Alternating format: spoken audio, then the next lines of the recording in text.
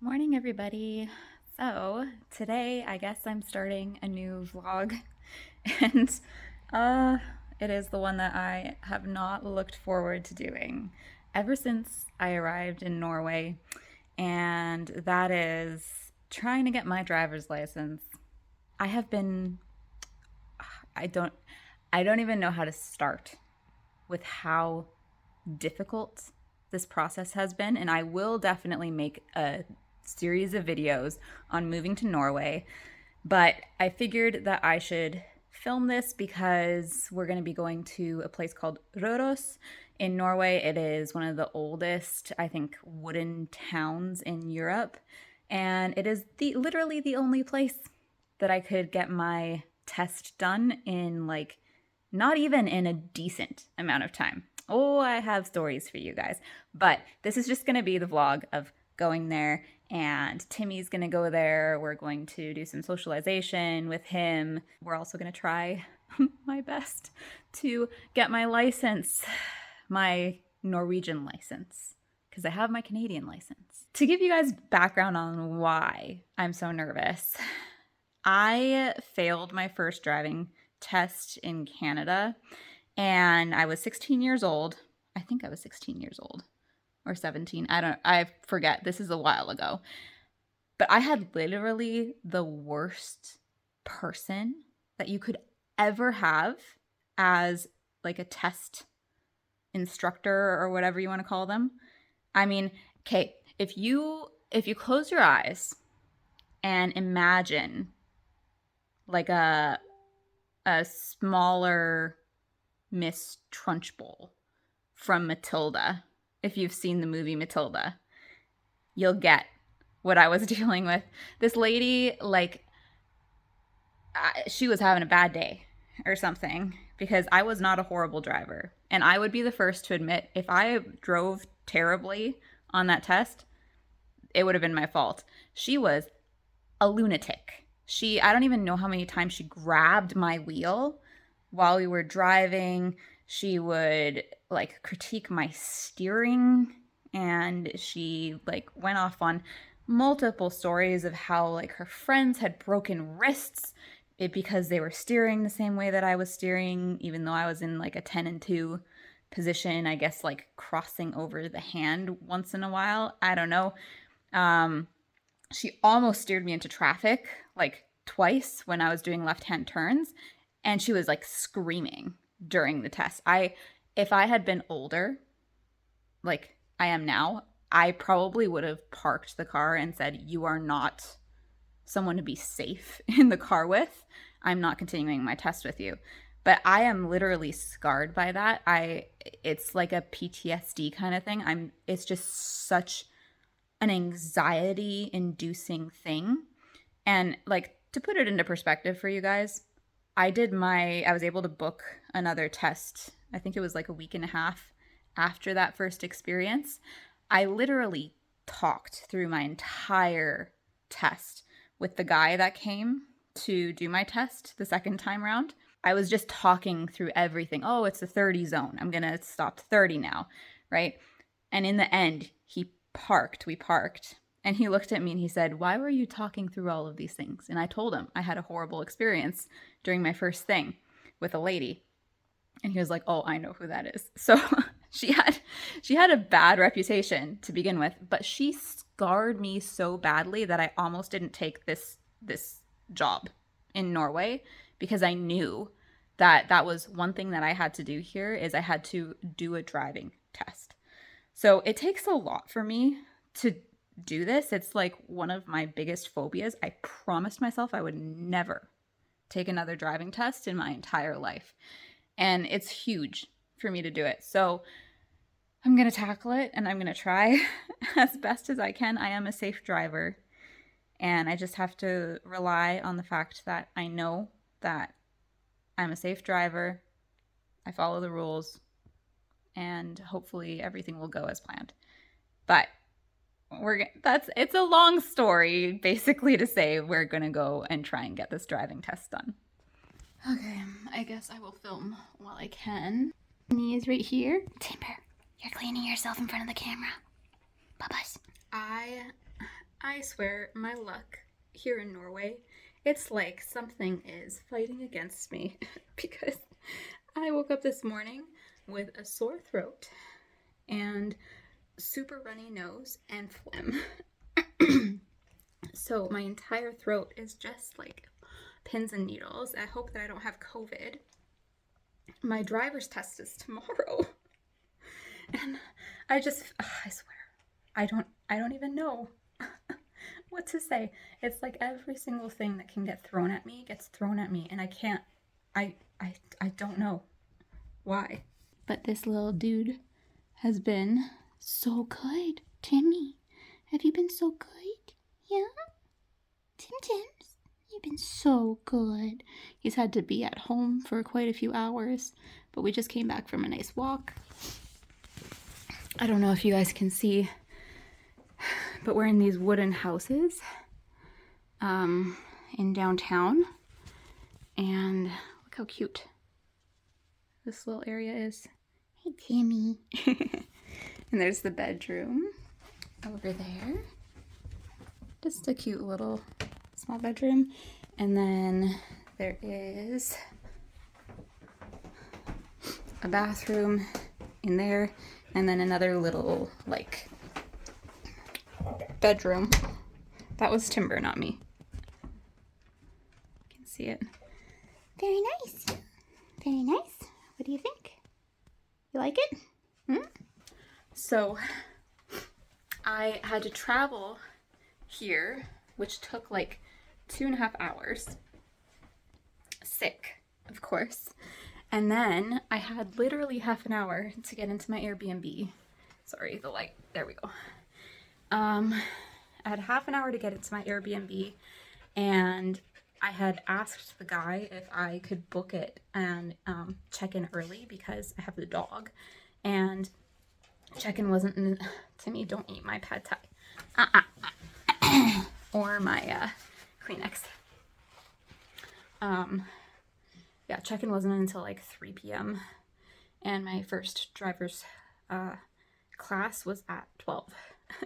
So I had to like frantically go on the phone while I'm sick with this guy to get the code for the place because I had been promised that I could get in early. And then I had to like literally drop Timmy off in a new place, and he was just like, what's going on? Run and go and do my driving, not driving test, my first license. No, I am so tired. My first lesson. And I'm feeling so sick, and I hardly hear out of my ears.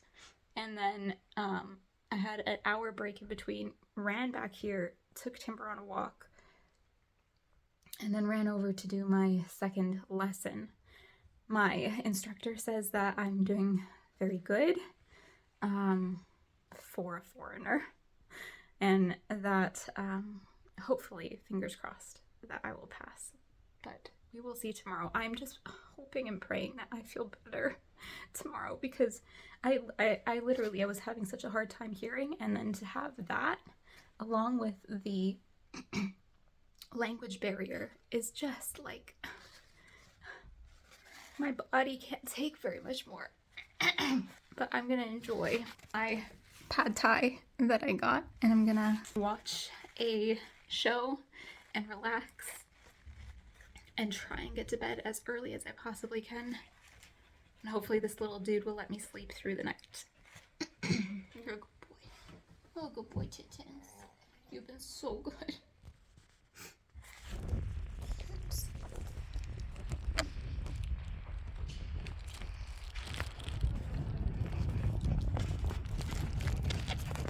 Hey everybody. So it is 7 o'clock. I officially got 45 minutes of sleep last night. So I was like just violently vomiting and bad upper respiratory symptoms, and couldn't breathe, and like, you know, fever, night sweats, all of that kind of stuff. And then of course the anxiety of the test on top of it didn't do good for me. So I'm gonna try my best to do it, but I am definitely not in the right mind frame, as well as in the, you know, peak physical condition that I probably should be. So I'm gonna get myself maybe something to eat for breakfast, maybe like a banana, something that I'll hold down. And then we're gonna go and try to do this thing. Hey everybody. Oh, we're back home now. I didn't film after I finished because I, like I said, had like 45 minutes of sleep. And I just wanted to go home. I'm not feeling good. I was debating whether or not to put makeup on today, and I'm like, no, I'm so tired. Timmy's playing with his ball. So that's what's in the background. Little tiny turkey. Excuse me, what are you doing? So I realized that I didn't tell you guys what the... see him in the background. I'm gonna sneeze.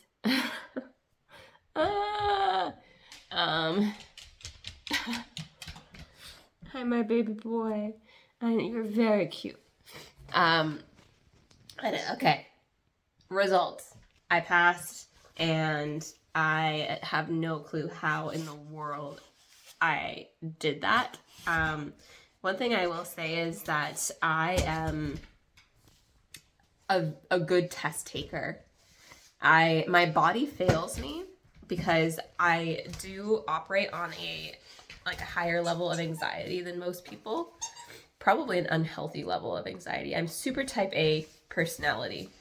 Like stereotypical type A. So my body will fail me the night before because I'm so like stressed about a test or something, you know.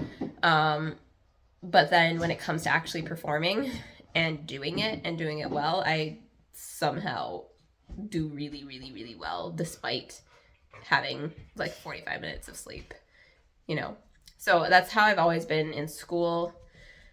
And I guess that's what happened during the test too. I just like pulled from deep within, and it's like beast mode comes out or something. And I perform really well.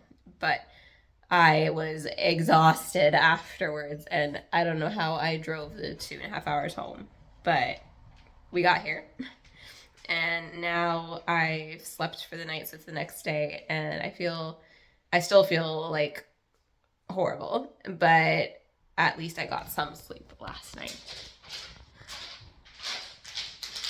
Here he comes with another toy. Hi, Bubba's. Hi, Bubba's.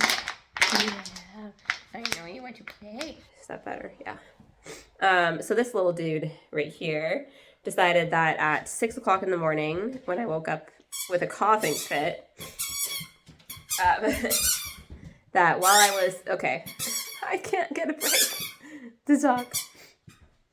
So he decided to eat my earplugs because I normally sleep with earplugs in, but because I've been so stuffed up with my nose, as you know, everything is connected, and I've been taking them out because it's just so congested in there. Go get it. So he ate them, and I hope that he actually like chewed them up and that it won't cause a blockage. I don't think it will, but I will watch him for the next 48 hours, and hopefully we have very nice coops with orange little pieces coming out. You are a funny boy. Why did you eat my earplugs? It's because they smelt very interesting. Yes, I've been using them for quite a while, so I assume that they smelled very interesting. Yeah, you a good boy, though. You better not. I don't want to take you in for surgery. I've had enough stuff happen. Yeah.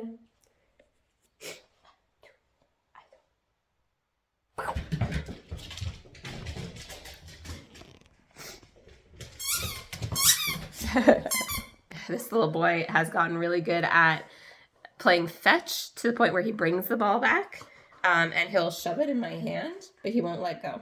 So we're working on that. But a lot of times I'll play with treats, and so then I'll give him a treat, and he obviously drops the ball, and then I'll be like, yeah, good boy. Yeah. Can I have it? No? I'm not going to pull it. Can I have it? No? See, he shoves it in my hand. Can I have it? Okay, Timmy. I have a mosquito on my face. Timmy, do you want to tell them? Do you want to tell them what you just did?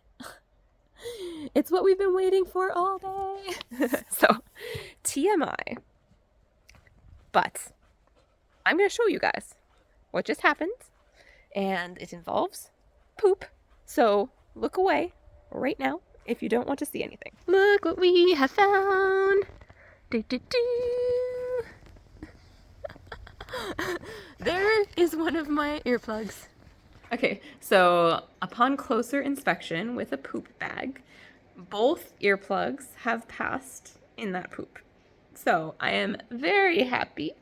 And he actually didn't chew them up. They were completely intact. So he must have just swallowed them frantically as I was in the bathroom. But I'm very thankful that we're not having to deal with a surgery or anything. And he should be completely fine now. There's nothing to worry about with him. And I can go to bed knowing that he's okay.